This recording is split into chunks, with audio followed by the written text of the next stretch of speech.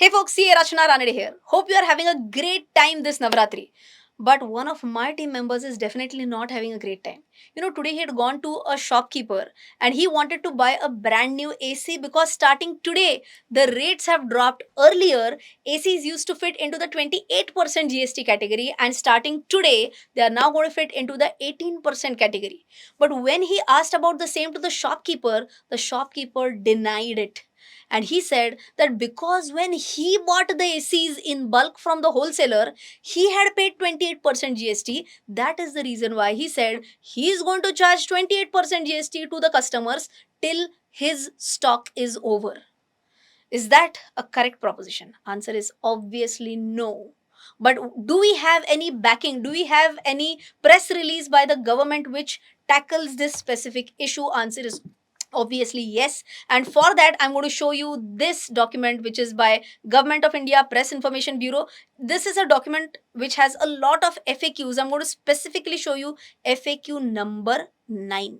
In this, it's very clearly said that this is from the perspective of the shopkeeper. What does it say? If I already hold stock on the date of the rate change, should I apply the revised rate of supply? Okay, he's already holding stock of earlier rate. Then should he apply the revised rate on supply? That is when he sells it or not. Answer is yes.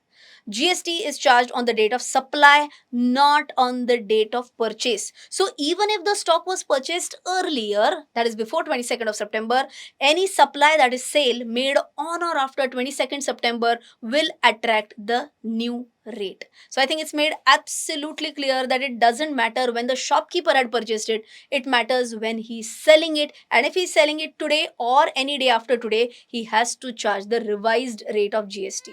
But then I'm sure, can you hear the sound of crying? Oh, poor shopkeeper. Maybe he's crying. He's going to bear the loss. Is he really at a loss? Answer is obviously no. Shopkeeper is also not at a loss. But you know why? Let's check out the answer in the coming section of the video. Before we move on, an important update which is about my Har Ghar Investor event in Mumbai, Borivali this Saturday at 11 am at Prabodhankar Thakre Auditorium. Well, in this event, we talk about how AI can be used for investing. We talk about stocks or mutual funds, which is a better choice for attaining long term goals. We talk about how much money is important for retiring peacefully. And I'm also going to share what is my target for Nifty. So many things which are power packed into one event. There are so many people who are so enthusiastic to answer my questions. People ask one-on-one questions to me. There are selfies. There's so much of fun loaded in this one event, which is Har Ghar Investor. I'm really keen. I'm looking forward for this event. I hope you are coming all in good numbers. Link of this event is there in the pinned comment and description box. So hurry and book your seat now. Now let's understand with the help of a simple example as to how shopkeeper will also not be at a loss. Okay. Assume that he had purchased an AC from the wholesaler at 1 lakh rupees when before 22nd of September. So what was the GST rate at that time? 28%. So he might have paid 28,000 GST on that air conditioner. Total price that he might have paid the wholesaler 1 lakh plus 28,000, that is 1 lakh 28,000. Simple till here. Now assume he has a practice of adding 10% as his profit margin. So base price was 1 lakh plus 10% profit margin, that is 10,000. So 1 lakh 10,000 will be his basic selling price. Correct. Now assume that he's going to sell this today, that is on 22nd of September. So what is the GST that he's going to charge? 18%. Okay. So 18% of what? 1 lakh 10,000. That comes to 19,800. So total amount collected from the customer will be 1 lakh 29,800. Now, what will a person who has very less knowledge about GST and he just wants to cry, what will he say? Or a poor shopkeeper, he collected 19,800 from the customer. Okay, 19,800 GST collected from the customer. But how much GST has he paid to the supplier? 28,000. Nuksan ho gaya. How much? 8,200 extra GST he paid. Correct, na? Because he collected 19,800 GST. He had paid 28,000 GST to the wholesaler. So 8,200 is the extra GST he paid. And had he purchased 10 such ACs like this, then you can imagine total extra GST paid would have been 82,000 rupees. Oh my god. Is that a big amount? Is that a big amount? Yes. Is that a loss to the shopkeeper? No. He'll be like, Rachna has paid extra amount. Why will that not be lost to the shopkeeper? Because we call this as unutilized GST credit. Okay, technical word, unutilized GST credit. Simple terminology, he has paid 82,000 extra. Will that be recorded somewhere that yes, I have paid 82,000 extra? So even if I keep on collecting more GST, I will not pay it to the government unless this 82,000 extra that I have paid, that will be recovered. सबका हिसाब लेगा रे तेरा Faizal. Okay, so now let's take an example that if the shopkeeper now purchases AC on or after 22nd of September from the wholesaler, we will keep the base rate at 1 lakh because I want to make it comparable. Okay, so let's say 1 lakh here only. GST is how much? 18,000 now because he has purchased on or after 22nd of September. What is the total price that he has paid? 1,18,000. Okay.